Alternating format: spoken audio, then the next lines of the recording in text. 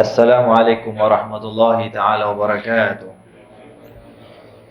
Bismillahirrahmanirrahim. Alhamdulillahirabbil alamin wa bihi nasta'in ala umuri dunya waddin wa sallallahu ala sayyidina Muhammadin khataman nabiyyin wa ala alihi wa sahbihi ajma'in wa la haula wa la quwata illa billahil aliyyil azim. Amma ba'du. Alhamdulillah, segala puji dan syukur kita kepada Allah Taala. Pada hari ini kita sambung semula di dalam kitab Penawar Bagi Hati, iaitu pada bab menyatakan fasal yang kelima. Fasal yang kelima pada muka surat Jawinya, muka surat 16.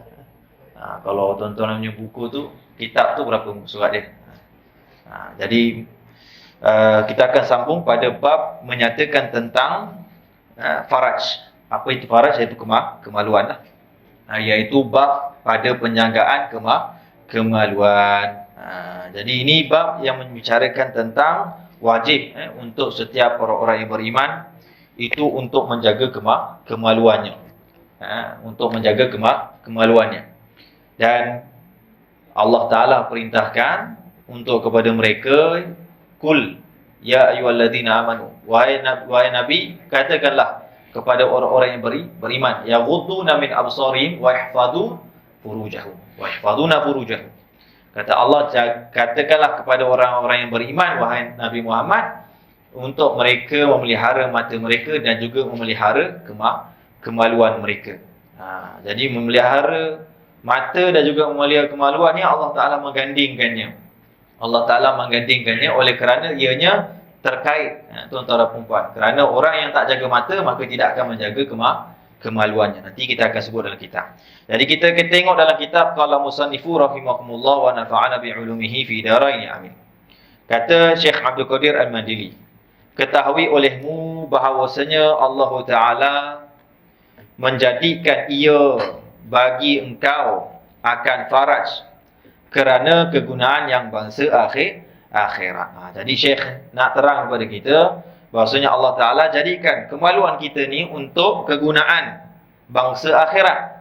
Apa kegunaan bangsa akhirat itu? Kata Syekh, iaitu mengadakan anak dengan dia. Iaitu kemaluan kita ni digunakan untuk mengadakan anak. Sebab apa? Sebab sabda Nabi SAW bersabda, tanakahu tanasalu fa inni mubahin bikumul umama yaumal qiyamati.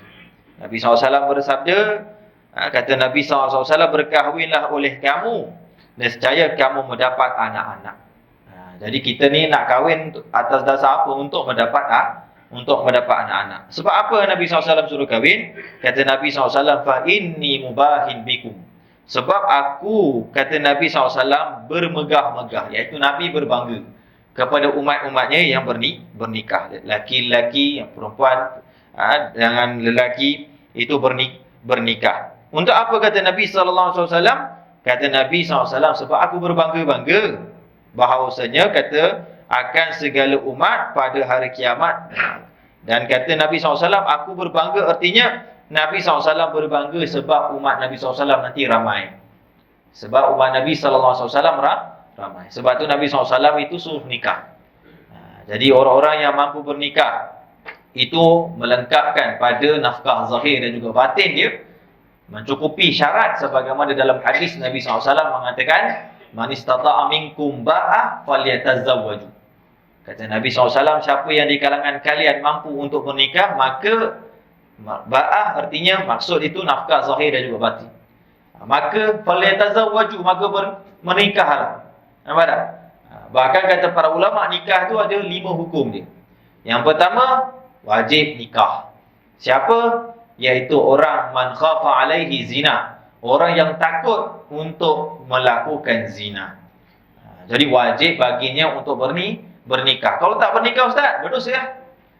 Sebab apa dia boleh melakukan zina? Sebab dia tak mau bernikah. Ataupun dia itu sebab tak bernikah, akhirnya dia pun berzinah dengan perempuan, ataupun perempuan dengan lelaki. Maka hukum orang yang macam ni wajib untuk bernikah. Begitu juga orang yang tidak boleh mengawal nafsunya, fitnah pada kemaluannya sendiri. Jadi maka wajib untuk dia bernikah. Jadi kerana itu ibu bapa, kalau anak-anak tu sudah apa orang panggil, sudah pun akil baligh, ada kemampuan pada zahir dan juga batin dia, dah mampu, nikahkan. Jangan tuan-tuan perempuan, sebab kalau kita tak nikahkan mereka, maka kita yang akan tanggung dosa sebab kita membiarkan mereka melakukan maksiat. Memang benar. Dalam hadis Nabi SAW, seorang sahabat datang kepada Nabi SAW, "Ya Rasulullah, doakan anak aku ini ya Rasulullah supaya dia tidak menanggung dosa-dosa." Dalam Nabi SAW sebut, "La yujna alaih wa la yujni alaik." Dosa dia, kata Nabi SAW, kamu tidak akan tanggung, dan dosa kamu dia tidak akan tanggung. Memang betul. Tetapi kita penyebab. Kita kena ingat, kita jadi penyebab kalau anak kita bermaksiat, berdosa, disebabkan dia ada keinginan nak bernikah dan dia mampu untuk bernikah. Maka kita tak bagi dia menikah, akhirnya dia berzina, akhirnya dia berdosa, kita menjadi sebab dia melakukan dosa. Nampak tak? Jadi oleh kerana itu, kalau Syekh Nuruddin cukup pantang dan marah, kalau ibu bapa tu kalau tengok anak-anak dia dah mampu bernikah tapi tak nak nikahkan.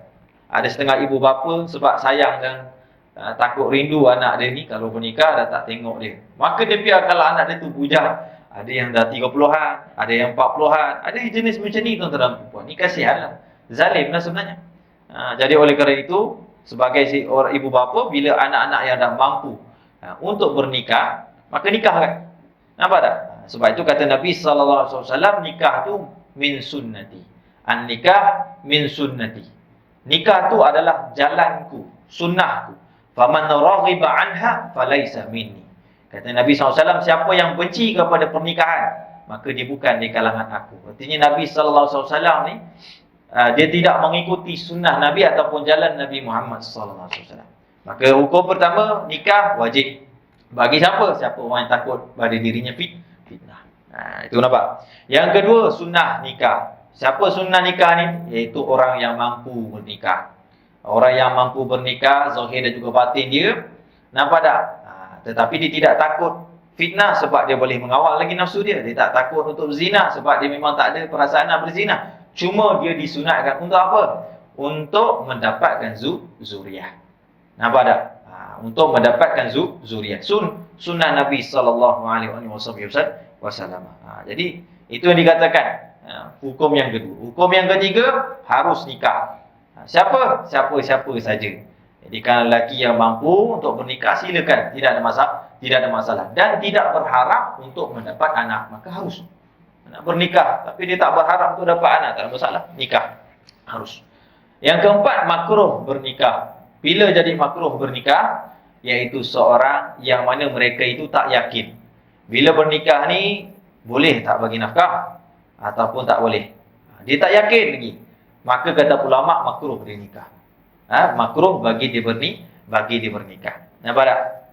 Yang kelima, haram bernikah. Iaitu siapa? Seorang yang tidak mampu memberi nafkah zahir dan juga batin. Tidak boleh bernikah. Kalau dia menikah, sah tak? Sah. Cuma haram. Cuma haram bernikah sebab memang dia tak mampu. Maka tidak perlulah dia bernikah. Nampak tak? Jadi sebab itu kata Nabi SAW, nikah.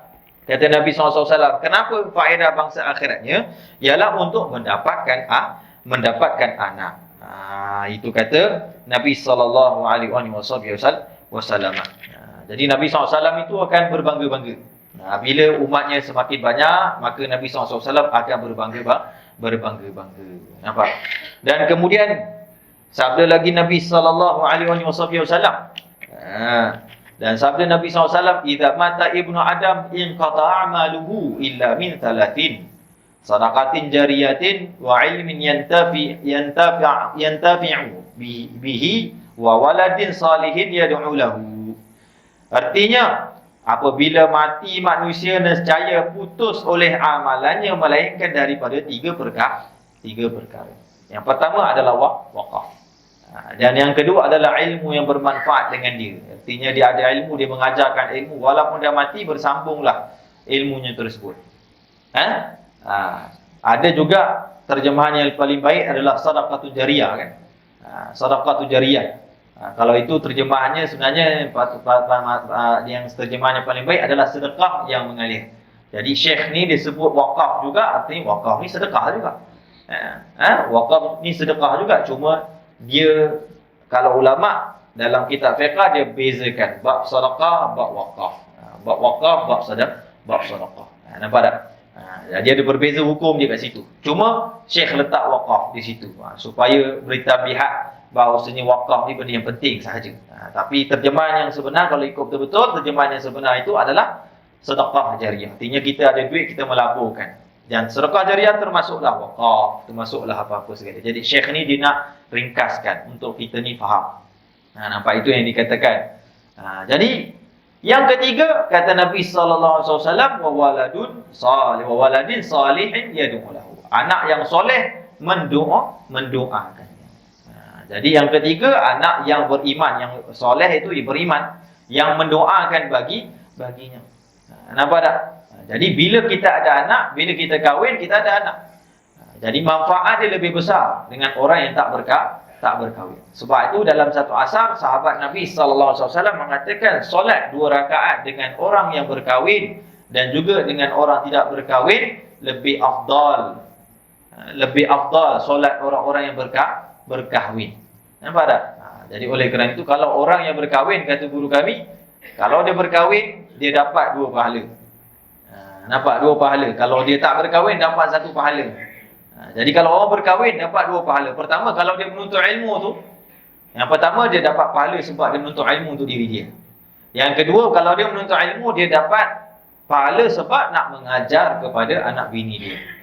Sebab dia jadi alim, sebab dia dah dapat tahu hukum hakam nak ajar anak bini dia. Dan lebih pahala dia berbanding dengan orang yang tak bernikah. Nampak tak? Sebab itu bernikah ni benda yang penting. Jadi kegunaan kemaluan kita itu untuk bernikah, untuk mendapatkan anak. Itu kata Syekh. Berkata Imam Ibn Hajar rahimahumullah ta'ala, ditulis baginya seumpama segala amal yang baik yang mengerjakan dia oleh anak. Jadi beruntung orang yang berkahwin. Sebab apa? Segala yang dilakukan anak-anaknya. Anak dia pergi menuntut ilmu, anaknya pergi salat, anaknya zikir, anaknya selawat, anaknya pergi majlis maulid, anak-anaknya sedekah, buat apa segala kebaikan, kata Imam Ibn Hajar, maka dia akan dapat juga. Sebab apa? Sebab didikan dia, sebab dia pernah mengajar seorang. Itulah manfaat bila berkahwin, bila mempunyai anak. Jadi mempunyai anak ni anugerah yang besar yang Allah Subhanahu wa taala berikan tuan-tuan rumah. Jadi kita bersyukur kepada Allah Subhanahu wa taala, Allah taala kurniakan kita anak. Jadi itulah nak terangkan, Syekh nak mengatakan bahawasanya kita punya kemaluan ini digunakan bangsa akhirat untuk mendapatkan zuriat. Untuk mendapatkan zuriat. Sebab itu kalau kita tengok para ulama, mereka itu menggalakkan pernikahan seawal usia mereka. Kita tengok saja Imam Syafi'i muda kahwin. Ulama-ulama dulu pun muda kahwin. Mereka bernikah secepat yang mungkin tuan-tuan dan puan-puan. Kalau saya pergi di Hadramaut sana tu negara miskin. Yaman tu negara miskin tuan-tuan dan puan, tapi mereka kahwin cepat. Guru saya Habib Mahdi kahwin umur 17. Syed Hamid anak Abi Umar kahwin umur 18. Muda, lelaki. Tapi itulah nak menjaga diri mereka itu, anak-anak mereka itu, supaya anak mereka ni lebih terjaga. Jadi nak perbanyakkan zuriat dan nak mengikuti sunat Nabi sallallahu alaihi wasallam, memperbanyakkan zuriat. Nampak tak? Sebab itu kalau kita tengok para ulama dulu, subhanallah, mereka menggalakkan anak-anak mereka itu bernikah tuan-tuan dan puan-puan. Nampak tak? Pernah Allahumma salli Muhammad, ada seorang ulama ni tuan-tuan dan puan-puan, alim, abid, seorang alim, seorang abid, seorang banyak ibadah. Tapi satu kekurangan dia ni tak bernikah. Ini disebut dalam kitab Qurratul Ain. Dia tak mau nikah. Tapi orang tanya kepadanya, ulama-ulama lain banyak nak bagi anak dia tak nak. Sampailah umurnya cecah 40 tahun. Sampai umur cecah 40 tahun, dia tak mau bernikah. Dia kata apa? Sebab kalau aku bernikah, aku telah menyibukkan diri aku selain daripada Allah. Maknanya, mengganggu aku punya ibadah, mengganggu aku punya ilmu. Tapi ulama-ulama suruh dia nikah. Tapi dia boleh jaga diri dia lah. Alim, abid, ahli ibadah. Maka satu hari itu Allah Ta'ala berikan dia mimpi, tuan-tuan dan puan. Mimpi. Bila dalam mimpi dia tersebut, tuan-tuan dan puan, segala ilmu dia, ketika itu dia di hari yaumul hisab, segala ilmu dia, segala daripada ibadah-ibadah dia, Allah Ta'ala tak nak terima. Allah Ta'ala tak nak terima. Maka kata lelaki tersebut, dia kata, wahai Allah, aku ni dah mengajar kepada manusia, aku ni juga beramal soleh. Kenapa engkau tidak terima? Oleh kerana ada kadang-kadang amalan-amalan yang kamu mengajar, kamu berzikir, kamu beribadah tu ada terselit riak kadang-kadang, rasa diri lebih baik. Nampak tak? Maka tidak ada amalan-amalan yang boleh menyelamatkan kamu. Dan seandainya kalau kamu bernikah dan mempunyai anak, nescaya anak kamu dapat mendoakan kamu dan selamat kamu di akhirat. Maka ulama ni tuan-tuan dalam mimpi tersebut terus bangun daripada mimpinya. Akhirnya esok pagi dijumpa dengan ulama-ulama, siapa yang nak bagi anak perempuan, aku nikah sekarang. Nikah terus. Jadi nak kata begitu. Bahawasanya manfaat tuan-tuan pernikahan kita itu kita memandang lebih luas, lebih jauh di sana. Sebab itu kalau kita ada keturunan, itulah yang akan menjadi aset akhirat kita yang akan kita bawa juga. Di samping amalan ketakwaan kita, di samping itu juga doa-doa anak kita, bacaan sedekah al-Fatihah anak-anak kita, cucu-cucu kita. Pentingnya bernikah. Jadi nak kata di situ, kita punya kemaluan tu digunakan untuk pernikahan, untuk mendapatkan anak. Itu bangsa akhirat. Itu dikatakan Syekh Abdul Qadir Al-Mandili, tuan-tuan dan puan-puan. Dan kata Syekh, segala yang dikerjakan oleh anaknya dapat pahala. Tiada segala amalan yang jahat. Jadi amalan-amalan yang jahat tidak kembali kepadanya. Artinya anaknya dah akil balik lah. Nampak tak? Maka tidak akan kembali kepadanya. Maksudnya tak akan kembali bila kita dah mati. Setelah mana kita mengajar dia, kita mendidik dia dengan baik lah. Kalau kita tak mendidik dengan dia baik, memang ada riwayat. Ketika mana nanti di hari kiamat, anak-anak itu akan berkata kepada Allah Subhanahu wa taala di hadapan Allah, kata Nabi sallallahu alaihi wasallam mengatakan, ya Allah, sesungguhnya ayahku ini dia tidak pernah mengajar akan hak-hakmu, maka tuntutlah daripada dia. Maka ditanya pada ayahnya, memang tidak pernah mengajar, maka ditarik ayahnya masuk ke dalam api neraka. Sebab kata Nabi SAW, kullukum mas'ulun wa kullukum mas'ulun an ri'ayati. Setiap daripada kalian adalah orang yang bertanggungjawab, dan setiap dari kalian akan ditanya dengan apa yang ditanggungjawabkan oleh kita. Jadi oleh kerana itu, kalau kita dah mati, anak-anak kita buat jahat, khalas, terlepaslah. Nampak tak? Kata Allah, la taziru waziratun wizrun ukhra. Dan kamu tidak akan menanggung dosa-dosa orang-orang yang lain. Setelah kamu menyampaikan, setelah kamu didik dengan baik, maka tak ada masalah. Jadi itu, jangan risau bila ada anak. Maka kata Syekh, demikian lagi menjadikan Allah Ta'ala bagi engkau akan faraj kerana kegunaan dunia. Jadi Allah Ta'ala jadikan juga manfaat ataupun faedah di dunia ni untuk apa? Iaitu bersedap-sedap dengan jima dan bersuka-suka dengan sekalian anak. Pertama, kegunaan dunia adalah bersedap-sedap dengan jima. Sebab itu para anbiya semua bernikah. Tak ada para nabi yang tak bernikah. Dalam hadis kata Nabi sallallahu alaihi wasallam mengatakan, an-nikah min sunnatil anbiya. Nikah itu adalah sunnah-sunnah para nabi. Jadi para nabi semuanya bernikah.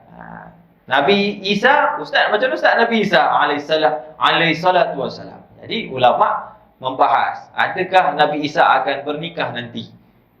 Jadi dia akan hidup di dunia macam biasa. Dia pun tak akan ada Allahumma salli Muhammad sekian seperti keluarga dan sebagainya. Maka ketika itu para ulama berpendapat mungkin Nabi Isa alaihi salam juga akan bernikah dan juga akan meninggal dan wafat dan ditanam dan dikebumikan di sebelahan daripada makam Rasulullah sallallahu alaihi wasallam. Sebab tu kalau di Madinah tu ada setengah ulama kata ada sebahagian kosong sedikit kawasan tersebut, itulah dia akan letakkan Nabi Isa alaihi salatu wasallam, tuan-tuan dan puan-puan. Jadi semua para nabi itu bernikah. Untuk apa? Untuk mereka juga seperti manusia, mempunyai keinginan.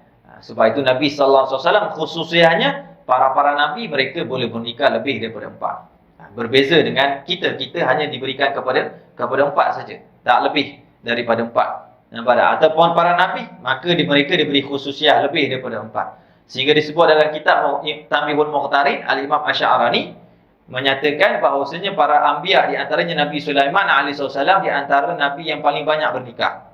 Paling banyak bernikah. Berapa isterinya? 700 orang. 700 orang. Sehingga diriwayatkan pernah satu ketika Nabi Sulaiman alaihissalam pernah berkata, aku akan mendatangi isteri aku 700 orang dalam satu malam. Ini kekuatan nabi-nabi.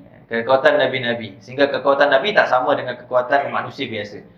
Tuan-tuan dan puan-puan, disebutkan oleh Imam Al-Mujahid bahawasanya Nabi SAW itu kekuatannya sangat luar biasa.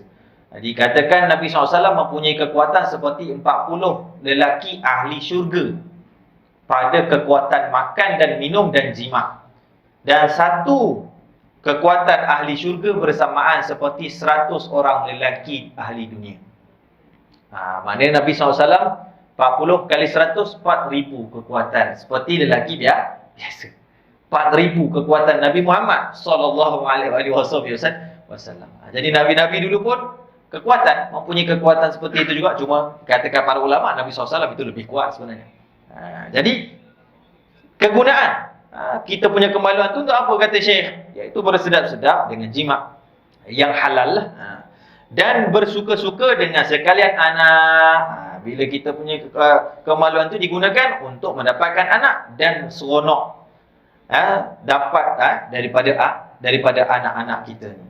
Sebab itu Nabi sallallahu alaihi wasallam pernah sebut dalam hadis bahwasanya raihus sabi rahul jannah min raihatil jannah. Kata Nabi SAW, bauan anak kecil, bauan syurga, kata Nabi SAW. Jadi Nabi SAW ni suka kepada budak-budak kecil. Nabi SAW ni suka kepada anak. Nabi SAW ni kasih sayang kepada anak. Jadi kegunaan kemaluan kita itu untuk mendapatkan anak. Di dunia dapat manfaat, keturunan kita bersambung. Nampak tak? Nampak? Jadi kita seronok dengan anak kita. Itu dikatakan. Kenapa? Yang bermula. Dan kata Syekh, dengan jima itu, yang dapat anak dengan jima itu, yang bermula mereka itu sebesar-besar segala perhiasan dunia. Jadi anak-anak ni perhiasan dunia maksudnya apa? Iaitu keseronokan. Bila kita ada anak, maka kita akan jadi seronok dalam kehidupan kita, sejuk hati kita ada anak. Sebagaimana firman Allah Ta'ala, kerana firman Allah Ta'ala, al-mal wal banunu zinatul hayatid dunya. Artinya, bermula harta, benda dan sekalian anak itu perhiasan hidup dunia. Hidupan dunia. Nampak tak?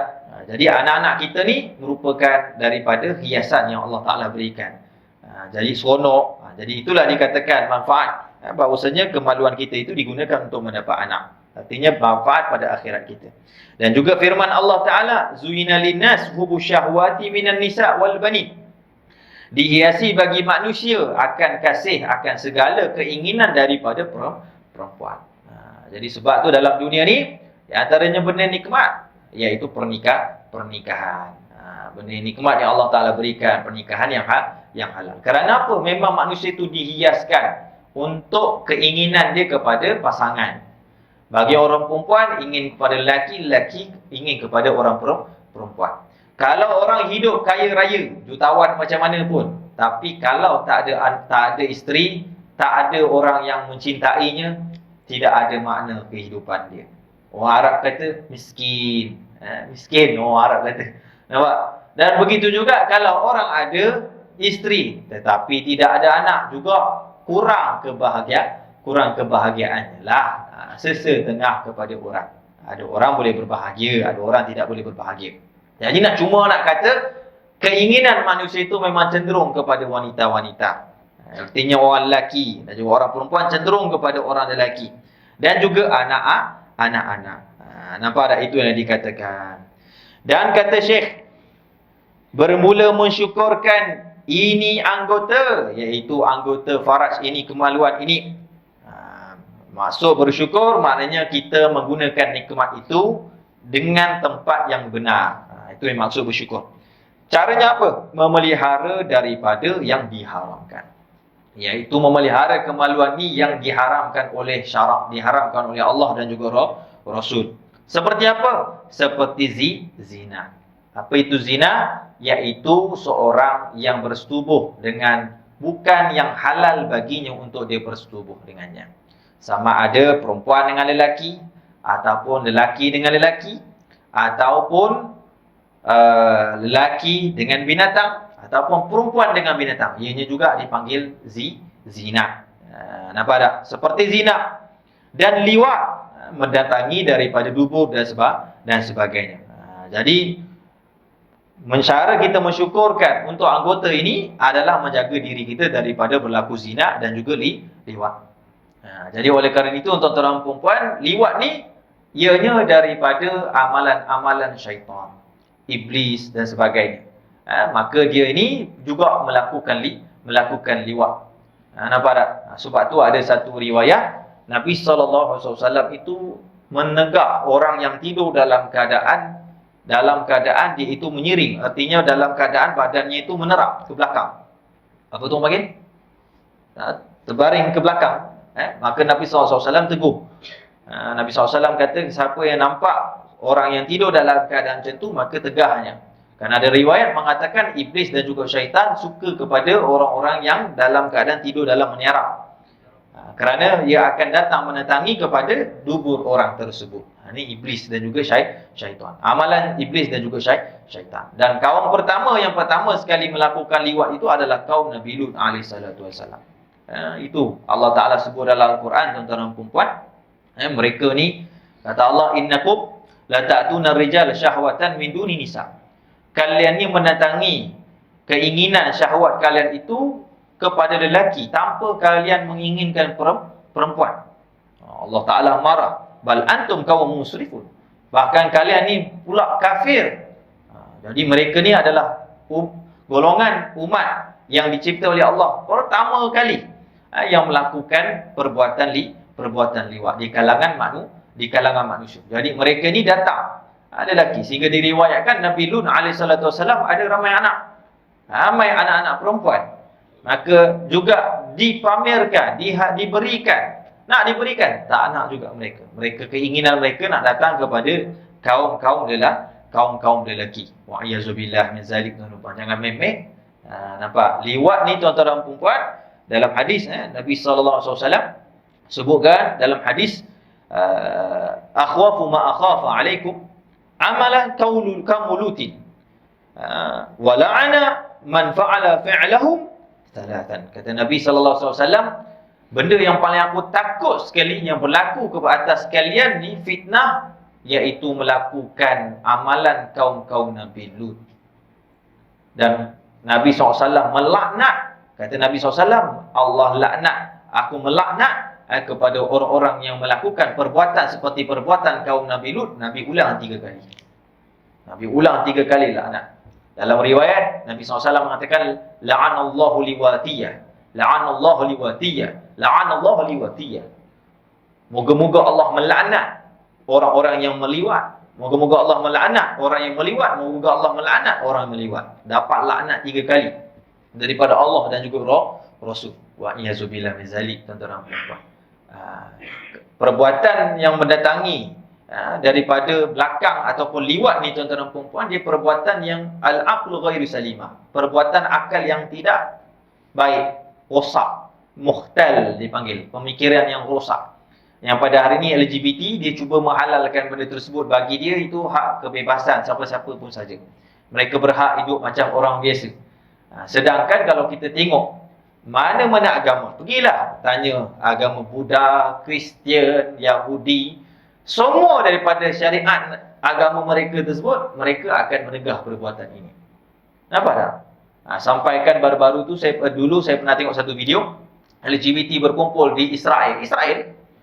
Maka ada seorang Yahudi, dia buat video viral, dia maki hamonnya orang-orang LGBT ni. Dia kata, Tahu tak? Tuhan melaknat kalian. Tuhan melaknat kalian. Tuhan melaknat kalian. Kalian ni menyokong LGBT ni sonsak Yahudi. Orang Yahudi pun tak boleh terima benda ni sebenarnya. Sebab perbuatan tersebut adalah perbuatan yang terkutuk tuan-tuan dan puan-puan. Memang terkutuk. Sebab itu Allah Ta'ala bila azab kaum Lut ni tak sama dengan azab kaum-kaum yang lain. Kaum yang lain tu pun teruk juga azab dia. Kaum Samud, Allah Ta'ala itu hancurkan mereka. Allah Ta'ala menterbalikkan dunia. Tetapi kaum Lut ni Allah menterbalikkan dan Allah Ta'ala itu mencampakkan batu-batuan daripada api neraka. Nampak tak? Di antaranya firman Allah Ta'ala tu falamma jaa amruna ja'alna 'aliyaha safilaha wa amtarna bihijaratin min sijjin. Kata Allah Ta'ala, dan apabila datanglah perintah kami, maka kami menebalikkan bumi mereka itu. Yang tinggi kami menjadikan rendah, yang rendah menjadi tinggi. Allah terbalikkan sekejap bumi mereka ketika itu. Kemudian wa amtarna bihijaratin min sijjin, dan kami melontarkan batuan-batuan daripada api neraka, tuan-tuan dan puan-puan. Batuan-batuan dari api neraka, sehinggalah Allah Ta'ala cerita dalam Al-Quran, mereka itu menjadi seperti tanah liat yang kekal pada seperti batu-batu yang bukan seperti batu biasa. Sehingga itu kalau kita tengok di Jordan, ada bekas-bekas orang-orang yang macam manusia batu. Itu antaranya daripada umat Nabi Lut alaihissalam. Allah Ta'ala kekalkan sampai hari ini. Ada. Mereka adalah kaum Sodom. Mereka suka menatangi lelaki. Maka Allah Ta'ala itu beri azab kepada mereka. Jangan main-main, tuan-tuan dan puan-puan. Sebenarnya benda LGBT ni bukan benda yang besar, benda yang kecil-kecil. Sehingga disebutkan dalam riwayat, tuan-tuan dan puan-puan, apabila seorang anak Adam itu mendatangi dubur seseorang, artinya dia meliwat seseorang, maka arash Allah Ta'ala akan bergegar. Ini disebut dalam kitab Al-Kabair Imam Adhabi, riwayat hadis ini, tuan-tuan dan puan-puan. Maka bergegarlah arash Allah Subhanahu wa Ta'ala min syiddati ghadbillah, kerana Allah bersangat marah setiap kali ada anak Adam yang mendatangi dubur seorang ataupun meliwat. Maka malaikat hamalatul arsh, kata Nabi SAW, akan membaca Qul huwallahu ahad ila akhirih, sampailah ketika itu aras berhenti sekejap. Bayangkan, nak katanya Allah Ta'ala ni sangat-sangat murka kepada orang-orang yang meliwat ni, tuan-tuan dan puan-puan. Jadi itu, kita cara menjaga kemaluan kita adalah menghindari daripada meliwat. Berzina, mendatangi sesuatu yang haram, yang bukan halal bagi kita. Semisalnya perempuan ataupun lelaki ataupun binatang, liwat itu mendatangi dan melalui dubur. Begitu juga perempuan yang dah bernikah, haram baginya dan dengan suaminya tetap haram. Sehingga kalaulah suaminya mendatangi kepada belakang, boleh minta fasakh, tidak masalah. Para ulama membolehkan untuk seorang isteri meminta fasakh, memang jatuh terus. Sebab benda tersebut perbuatan yang terkutuk, tuan-tuan dan puan-puan. Jadi jangan main-main. Itu dikatakan cara mensyukurkan kemaluan kita, menghindari daripada perbuatan liwat. Kalau kita tengok, tuan-tuan dan puan-puan, takut sahabat-sahabat punya ijtihad. Di antaranya riwayat daripada Abdullah bin Mas'ud yang diriwayatkan oleh Ibn Abbas radhiyallahu anhu. Dalam fatwa Ibn Abbas mengatakan orang-orang yang liwat, kalau dapat ditangkap dia meliwat seseorang, maka orang tersebut dicampak daripada bangunan yang tinggi, dijatuhkan sampai mati. Dan ini juga difatwakan oleh Sayyidina Ali radhiyallahu taala anhu. Ini fatwa. Boleh, tak salah. Fatwa sahabat Nabi sallallahu alaihi wasallam. Maka pernah satu ketika di Syria, viral, tuan-tuan dan puan-puan, tangkap liwat. Maka dia campak jatuh. Maka saya tanya sahabat saya yang ada di Syria, sebab apa video tersebut dicampak? Kerana lelaki tersebut adalah gay. Nampak tak? Jadi wallahu a'lam lah macam mana dia hukum, kita tak tahu lah. Cuma kita kalau nampak janganlah kita buat macam tu, sebab kita ada undang-undang. Silat-silat tuan-tuan dan puan-puan pergi 302 nanti. Jadi oleh kerana itu kita ikutilah undang-undang. Cuma nak katakan hukuman sahabat Nabi SAW kepada orang-orang yang melakukan liwat ni, tuan-tuan dan puan-puan, sangat dahsyat. Memang hukuman liwat itu jumhur ulama kata hukum sampai mati. sama ada dipancung, sama ada apa cara sekalipun. Kerana dalam hadis Nabi sallallahu alaihi wasallam mengatakan, man wajadtumuhu ya'malu 'amala qaumul lutin faqtuluhu al-fa'il wal maf'ul. Kata Nabi SAW dalam hadis, siapa yang menjumpai orang yang meliwat, maka bunuhlah dia, bunuhlah orang yang meliwat dan juga orang yang diliwat. Maksudnya orang yang diliwat, apa-apa yang diliwat, hatta binatang sekalipun. Sebab tu dalam mazhab Imam Syafi'i mengatakan, kalau binatang-binatang yang pernah diliwat haram untuk kita bela dan untuk kita makan. Automatik jadi najis. Tak boleh kita makan, tuan-tuan dan puan-puan. Artinya tak haram untuk kita makan. Dan haram untuk kita bela, wajib untuk dibunuh binatang tersebut. Nampak tak? Jadi oleh kerana itu, tuan-tuan dan puan, liwat ni bukan benda yang kecil, benda yang besar. Pada hari kita tengok masyarakat kita dengan LGBT ni, Allah, sedih tuan-tuan. Saya pakai kopiah ni, saya pakai serban tuan-tuan. Saya punya Twitter dah berapa je, banyak kali dah budak-budak gay duduk mesej, "Hai, boleh kenal Ustaz?" Dia buat tanya soalan. Rupanya dia suka kita. La haula. Saya tulis, saya pakai serban tadi, saya cakap. Kalau Tuan Haji tak tahu lah handsome macam ni. Jangan main-main, tuan-tuan dan puan. Nampak tak? Sebab benda ni dah bertebaran. Liwat ni, benda-benda LGBT ni dah tersebar. Sehingga kadang, mohon maaf saya cakap, yang dah menikah, dah ada isteri pun masih mendatangi lelaki. Sini saya cerita sekadar pengajaran. Saya jumpa seorang hamba Allah Ta'ala. Dia mengadu kepada saya. Dia kata, "Ustaz, saya ni ada buat dosa besar." Dia kata, "Dosa besar?" Saya cakap, "Kalau tak perlu jangan cerita lah saya." Saya cakap macam tu. Dia kata, "Tak apalah." Dia kata, "Ustaz, sebenarnya saya ni dah bernikah, dah anak, dah bercucu. Tapi satu saja, saya ni tak boleh nak tinggalkan menyukai lelaki." Saya dah takut dah tuan-tuan masa tu. Masa tu saya duduk surau seorang pula ke Hotel Muzaffar tu. Saya cakap, sudah masak aku. Saya cakap macam tu kan.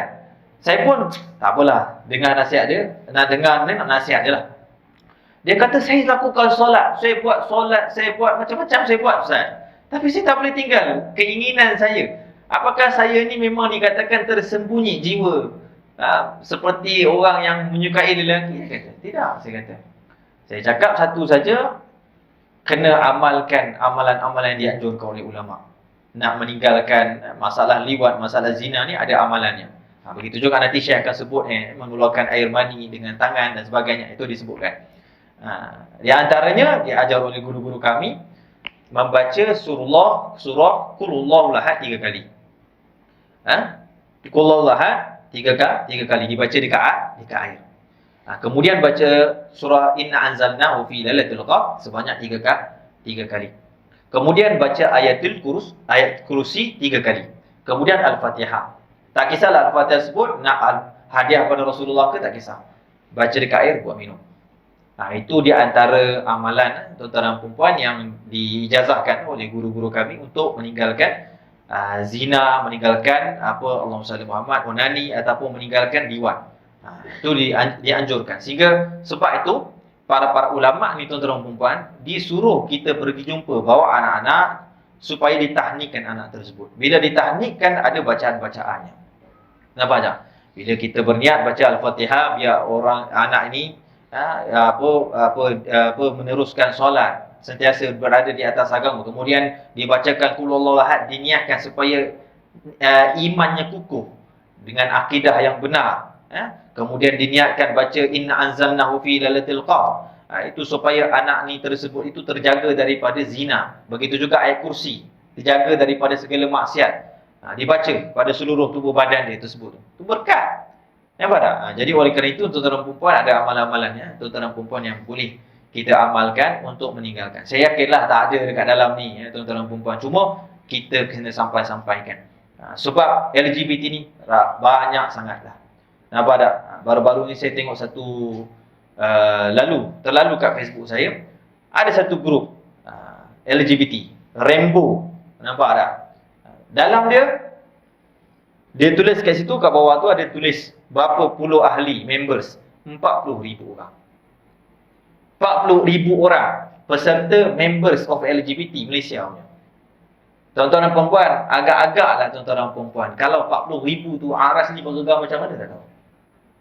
Agak-agak lah. Kalau dalam hadis yang Nabi SAW sebut macam tu, nak kata teruknya tuan-tuan dan perempuan masyarakat kita ni. Nampak? Jadi sebab itu tuan-tuan dan perempuan, subhanallah, kita mohon jauhlah daripada Allah Ta'ala, daripada maksiat zina dan juga liwat. Nanti kita akan terangkan tuan-tuan dan perempuan. Dan juga kata Syekh, di antaranya lagi menjaga dan mengeluarkan air mani lain daripada tangan isterinya dan jaranya, iaitu menggunakan tangannya sendiri. Iaitu sama ada dia melihat sesuatu yang haram ataupun mengeluarkan air mani dengan tangannya, maka ini berdosa kata para ulama. Secara ijma' para ulama mengatakan dosa dan haram. Cuma dia tidaklah dikategori sebagai dosa besar. Cuma kata para ulama, dia adalah dosa yang akan dapat ajil-ajilan, ataupun dosa yang akan dapat azabnya secara ajil-ajilan, sekadar serta-merta. Macam mana? Kata para ulama, sehingga kan guru saya pernah sebut, Al-Habib Muhammad Muhtar, orang-orang yang kalau suka onani itu, kalau diberikan air lautan untuk memandikan janabahnya, maka tidak akan habis. Apa isyaratnya? Isyaratnya orang tersebut akan jadi ketagih. Dia akan buat, walaupun selautan ni tuan-tuan dan perempuan, nak mandikan dia akan ketagih berterusan. Sebab tu kena tinggalkan amalan ni, serta merta untuk meninggalkannya. Dan meninggalkannya, itulah yang pertama, hindari daripada melihat yang haram. Sebab tu saya baca ayat Quran yang tadi, Allah kata kulil mu'minin yaghudduna min absarihim wa yahfazu furujahum. Kata Allah, jagalah pandangan mata kepada orang-orang yang beriman, orang lelaki, jaga pandangan mata, wa yahfazu furujahum. Bila jaga mata, maka akan terjagalah kemaluannya, maka akan terhindarlah daripada nak onani, nampak tak? Ataupun liwat, ataupun zina. Macam mana orang nak elak daripada tiga-tiga benda ni kalau dia tak jaga mata dia? Kalau mata dia suka melihat benda haram, maka dia tidak akan terjaga. Jadi kerana itu kena tinggalkan. Yang kedua, kata Syekh saya, orang-orang yang mana dia sering kali onani, maka akan menyebabkan dia itu masalah pada kemaluannya, bagi orang lelaki, bagi orang perempuan. Maka akan melemahkan syahwat, melemahkan tenaga batin. Maka benda ni kena hindari tuan-tuan dan puan, dan kena cepat-cepat kita kena berubat, kita kena pergi minta doa, apa-apa saja benda yang boleh menyebabkan kita ni berhenti daripada ni, maka lakukan. Jadi oleh kerana itu, dua di antaranya menjaga mata, dan kedua, jaga daripada kita ini suka bersendirian. Jangan duduk dalam keadaan bersendirian. Rasa teringin, maka cepat-cepat. Sebab bagi orang lelaki yang khususnya tuan-tuan dan perempuan, syahwatnya itu lebih cenderung kepada perempuan. Dalam hadis Nabi SAW mengatakan, idza qama dzakara rajul dhahaba thuluthu aqlahu. Apabila berdirinya kemaluan lelaki, maka akan hilang 1/3 akalnya. Tak boleh timbang. Nampak tak? Jadi begitu caranya. Jangan duduk dalam bersendirian, jangan kita suka bersendirian. Perbanyakkan menyibukkan apa-apa yang kita boleh kita buat. Yang ketiga, ingatlah di mana-mana pun kita bermaksiat, Allah melihatnya. Wa ma yalfidu min qaulin idza ladaihi raqibun atid. Malaikat atid pun ada juga bersama kita, tetap mencatat bersama dengan kita. Jadi oleh kerana itu, fikirkan Allah Taala itu melihat. Kalau kita nak buat bermaksiat dalam keadaan kita, kata Imam Al-Sufyan Uyainah, kalau seorang itu bermaksiat dalam dia merasakan Allah melihat dia bermaksiat, maka kamu adalah orang-orang yang biadab dengan Allah. Artinya kamu memang betul-betul biadab dengan Allah. Kalau kamu bermaksiat dan kamu rasa Allah Ta'ala melihat aku sedang bermaksiat, kamu adalah orang biadab, kata Imam Sufyan Uyainah. Dan sekiranya kalau kamu bermaksiat dalam keadaan kamu tidak merasakan Allah Ta'ala bersama dengan kamu, maka kamu adalah kafir, kata Imam Sufyan Uyainah. Sebab orang kafir saja yang merasakan Allah tak melihat. Jadi itu dikatakan tuan-tuan dan puan-puan. Jadi oleh kerana itu, jaga, jangan kita menggunakan kemaluan kita ini dengan benda-benda seperti ini tuan-tuan dan puan-puan. Memang ada setengah ulama sebut sebenarnya memang zina, liwat ataupun seringkali onani ini ada gangguan. Memang dinisbatkan kepada gangguan juga. Kerana itu kalau kita tengok ada guru-guru yang alim tentang ruqyah dan sebagainya, memang dia kata ada jin, gangguan ataupun mungkin dampingan daripada jin itu tuan-tuan dan puan-puan.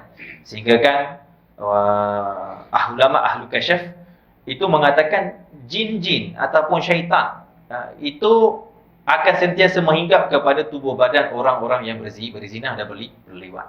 Dan jinnya ada khas. Dia akan berhinggap. Sehingga kan setengah ahli kasyaf mengatakan jin orang yang berzina ni seperti Ju'an tu. Mengangkat. Wa'iyyazubillah min zalik. Sehingga kan ada pernah satu kisah seorang wali Allah Ta'ala ni, dia lalu satu tempat, rumah anak murid dia. Rumah anak muridnya itu mempunyai anak lelaki dan anak perempuan. Maka Syekh ni bila nak datang pergi ke rumah anak murid dia, maka dia tengok bahawasanya di hadapan rumah pintunya itu ada jin zina. Ada jin zina. Lalu ditanya kepada anak muridnya, mengatakan, apakah ada dalam rumah kamu ini orang yang berzina? Dia kata, apakah dalam rumah kamu ni ada orang yang berzina? Maka kata anak muridnya, tidak. Dia kata, cuma lihat anak kamu. Lihat, ternyata anaknya pernah berzina. Jadi, kerana itu terang perempuan wa'iyyazubillah min zalik. Dia juga dikaitkan. Maka cara macam mana nak berhenti juga? Ada setengah para ulama. Cara ruqyah. Berhenti. Sebab tu kadang-kadang orang-orang ni dia masalah. Kalau kadang-kadang setengah hamba Allah Ta'ala tu dikisahkan oleh Syekh Nuruddin, dia setiap hari melakukan onani. Maka ditanya kepada Syekh Nuruddin. Maka Syekh Nuruddin mengatakan, kamu ni kena pergi ruqyah disebabkan di belakang kamu itu ada jinnya asyik. Jin asyik. Jin asyik ni jin yang menghinggap untuk merangsang nafsu kamu. Menyebabkan kamu itu, keinginan nafsu kamu itu semakin kuat. Wa'iyyazubillah min zalik. Dan berbahaya. Kerana onani yang berterusan akhirnya membawa ke kancah berzina. Wa'iyyazubillah min zalik, tuan-tuan dan puan-puan. Itu disebutkan. Jadi cara kita menjaga, itulah jaga kata Syekh. Nampak tak? Dan memeliharanya kemaluan daripada yang syubhat. Seperti apa? Seperti jima' pada nikah yang batil. Jika taklid ia akan yang berkata dengan sah nikah itu. Seperti mazhab Imam Syafi'i. Maksudnya nikah yang syubhat. Nikah syubhat ni banyaklah. Yang pertama nikah syubhat, semisalnya kalau orang yang bernikah ataupun dia menjima' seseorang dan dia tak perasan itu bukan isterinya. Contoh, buat family day. Dalam satu bilik ataupun bilik tersebut ternyata adik iparnya tiba-tiba masuk, tak perasan. Diingatkan suaminya tu tidur kat luar. Ternyata malam tersebut dia pun bersetubuh dengan perempuan tersebut. Maka ini pernikahan dipanggil wutu' syubhah. Nikah yang syubhah ataupun jima' secara syubhah. Maka ianya tidak dikatakan dosa lah sebab tidak sengaja. Cuma kata para ulama dalam mazhab Imam Syafi'i, kalaulah seorang itu telah pun bernikah syubhah, dia tidak sah dan tidak, perbuatan tersebut tetap haram perbuatannya, cuma dia tidak berdosa. Maksudnya perbuatan kalau disengaja kan haram, tapi kalau tidak sengaja tidaklah haram dan tidak berdosa. Cuma kalau sudah bersama kemudian mendapat zuriat, maka dalam mazhab Imam Syafi'i mengatakan, sekiranya kalau mendapat zuriat, apakah boleh dinisbahkan kepada bapa dia ataupun tidak? Maka jawatan kuasa fatwa kebangsaan Malaysia juga mengatakan, dan juga begitu juga disebut dalam kitab dalam kitab-kitab fiqh, ulama-ulama Syafi'ah mu'tamad, boleh dinisbahkan kepada bapa dia. Begitu juga hukum-hukum faraid. Jadi nisbahkan kepada bapa dia, bukan dibinkan Abdullah. Kalau namanya adalah Ali, dibinkan Ali. Contoh. Jadi nak dikatakan ada seperti ini. Jadi kata Syekh, elakkan daripada pernikahan yang syubhah. Pernikahan yang syubhah lagi, contohnya kalau seorang itu bernikah tanpa wali. Pernikahan tanpa wali. Wali yang sepatutnya, bapanya dan sebagainya, nikah lari dan sebagainya. Maka ada setengah ulama kata pernikahan seperti ini nikah syubhah. Tapi kita dalam mazhab Imam Syafi'i kata sah. Cuma mazhab-mazhab lain mengatakan tidak sah. Tidak sah. Tapi mazhab Imam Syafi'i kata sah kalau digunakan wali hakim dan sebagainya. Contoh, kalaulah dikatakan mazhab yang lain, maka mereka akan kata nikah ini adalah nikah yang fasad dan rosak, nikah yang syubhat. Jadi itu yang dimasukkan Syekh di sini, elakkan daripada pernikahan yang syubhat. Seperti itu tuan-tuan dan puan-puan. Dan orang yang nikah syubhat, ulama fiqh mengatakan, disebut dalam kitab, tidak dikenakan hudud. Tidak dikenakan hudud, erti kata tidaklah kalau dia dah bernikah. Laki itu dah bernikah. Kalau ikut hukum hudud, dia berzina, dia bersama dengan perempuan yang bukan halal baginya, maka rejam sampai mati. Rejam sampai mati. Adapun orang-orang yang tak bernikah, azib, berbujang, maka dicambuk dia, rotan tuan-tuan perempuan. Dia rotan.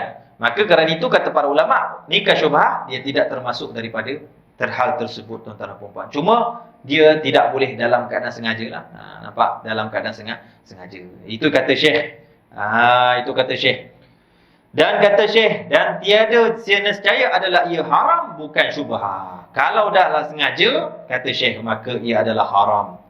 Bukanlah syubhah.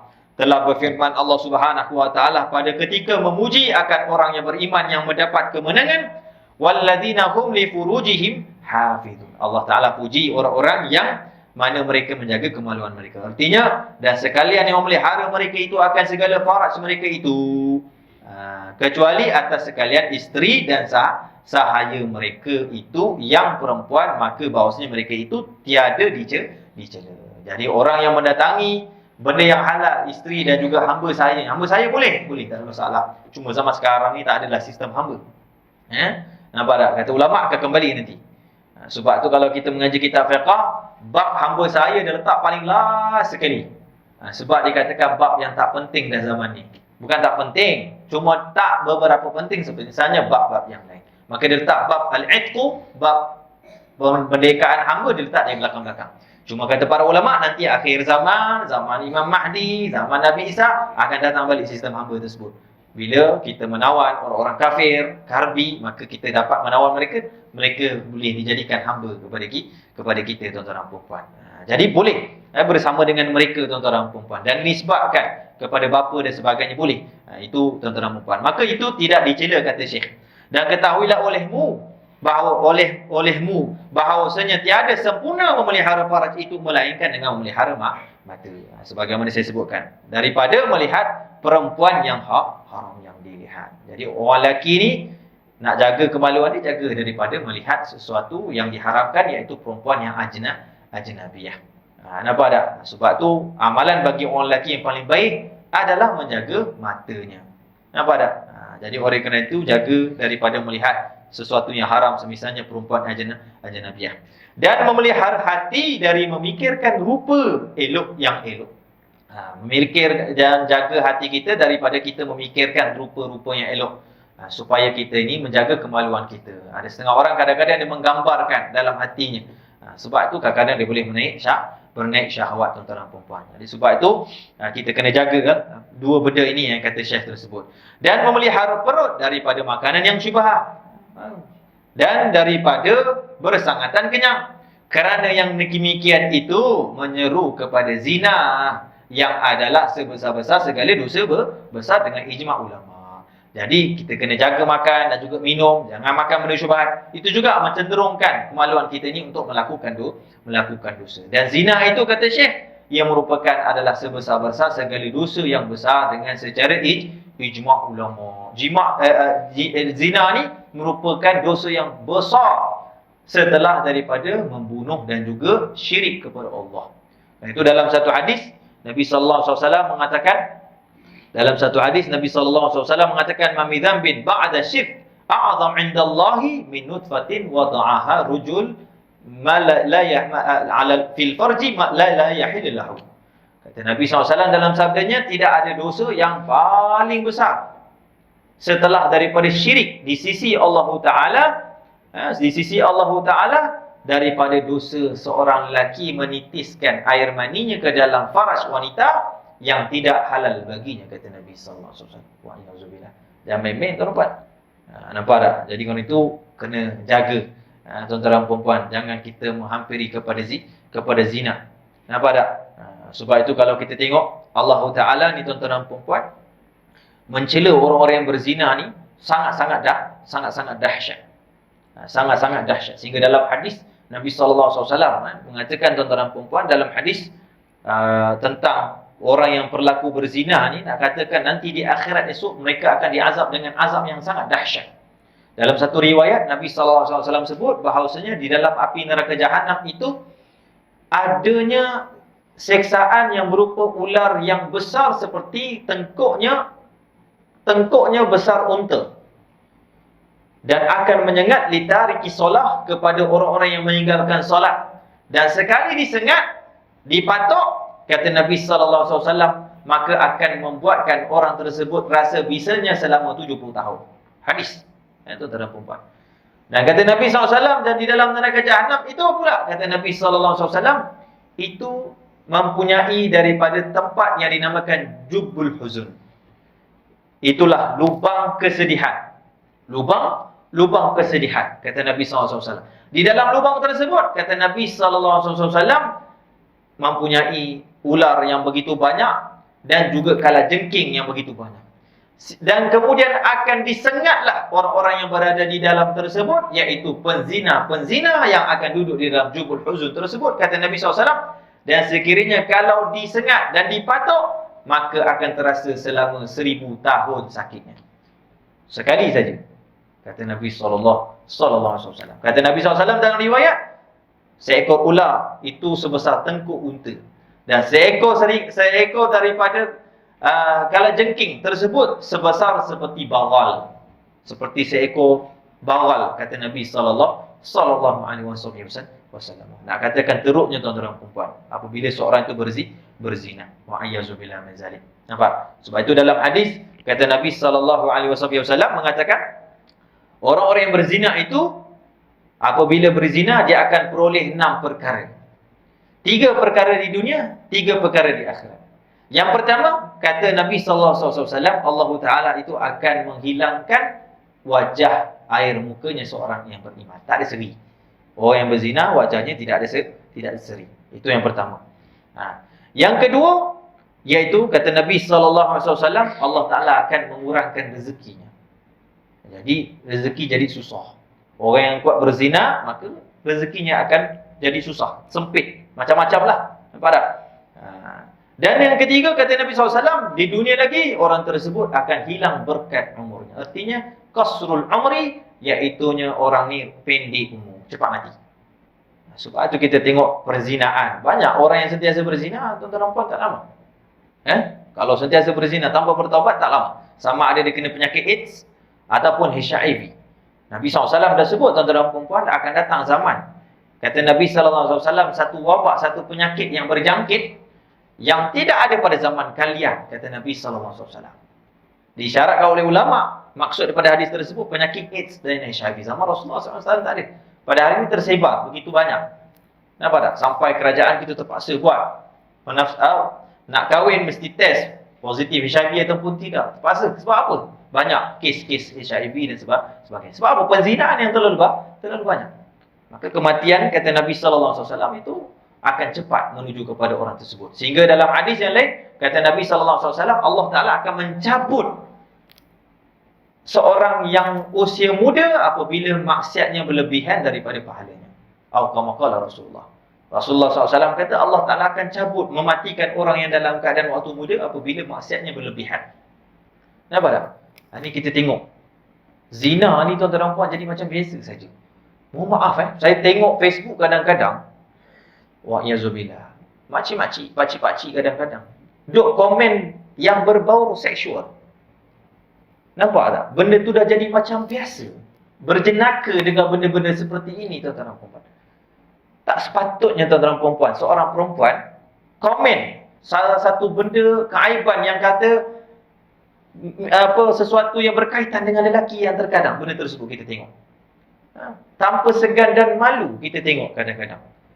Kalaulah perangai di kalangan orang-orang kita, masyarakat yang berumur seperti itu, bagaimana anak-anak muda? Sebab itu baru-baru ni saya dapat anak yang kedua, tuan-tuan dan puan, di hospital. Maka sebelah anak saya itu ada seorang bayi, yang bayi tersebut ditulis unknown. Saya terfikir-fikir nak tanya, malu kepada nurse. Sebab apa unknown? Saya cakap tak ada berbin, tak ada berbinti ke, tak ada berbin. Saya tengok siapa dia ni. Maka saya pun buka mulut pada nurse, datang kebetulan untuk mengurusi anak saya. Lalu saya tanya, nurse, sebab apa dia dituliskan unknown? Dia kata, anak ni anak luar nikah. Allah hawla wa la quwwata illa billah. Kesian, comel, cantik wajahnya, tuan-tuan dan puan. Muka macam Arab. Ala-ala Arab, tuan-tuan dan puan. Tak tahulah anak siapa. Saya kata, ibu dia mana? Ibunya letak dekat luar hospital. Kami jumpa dalam kotak. Nasib baik tak ada semut ke burung dia apa-apa. Nasib baik dia letak tempat betul. Maka dibagi kepada kami jaga dia sampailah rumah kebajikan akan datang ambil. Saya cakap, ibu dia kenal tak? Kata dah dapat dikenal pasti. Dia kata sebab tengok daripada CCTV dah dapat tangkap muka apa semua kan. Dia katakan, ibunya ni umur 15 tahun. La haula wala quwwata. Umur 15 tahun tuan-tuan. Dah ada anak, luar nikah. Wa'iyyazubillah. Nak katakan zina ni tuan-tuan dan puan-puan, di sekolah, di mana-mana, la haula wala quwwata illa billah. Nampak tak? Ada pernah satu ketika saya tanya kawan saya yang duduk rumah flat kat sana. Dia ni ustaz yang jaga kawasan dekat surau tu lah. Dia pun imam juga. Dia kata dekat blok dia saja boleh dikatakan setiap bulan mesti ada kes. Mesti ada kes laki perempuan sekedudukan bersama. Wa'iyyazubillah min zalik, tuan-tuan dan puan-puan. Apa nak jadi? Jadi oleh kerana itu, tuan-tuan dan puan-puan, itulah kata bahawasanya zina itu sebesar-besar dosa. Jadi insyaAllah nanti kita akan sambung semula dalam bab ini, tuan-tuan dan puan-puan. Saya nak tekankan bab penting di dalam menjaga kemaluan ni, kerana akhir zaman ni, tuan-tuan dan puan-puan, sangat sukar dijaga. Sangat ramai orang yang terkena fitnah pada fitnah-fitnah yang disebutkan pada anggota-anggota zahir kita ini, tuan-tuan dan puan-puan. Jadi insya-Allah taala, mudah-mudahan Allah Subhanahu wa taala lindungi kita, Allah jadikan kita di kalangan orang-orang yang jauh daripada segala maksiat. Allah taala pelihara zuriat kita, isteri kita daripada segala maksiat zahir dan batin, khususnya zina dan juga liwat dan segala daripada maksiat-maksiat yang mendatangkan murka Allah Subhanahu wa taala. Amin rabbal alamin. Rabbana atina fid dunya hasanah wa fil akhirati hasanah wa qina adzaban. Rasulullah ala sayyidina Muhammadin nabil ummi wa ala alihi wa sahbihi wa barakatuh. Walhamdulillahi rabbil alamin.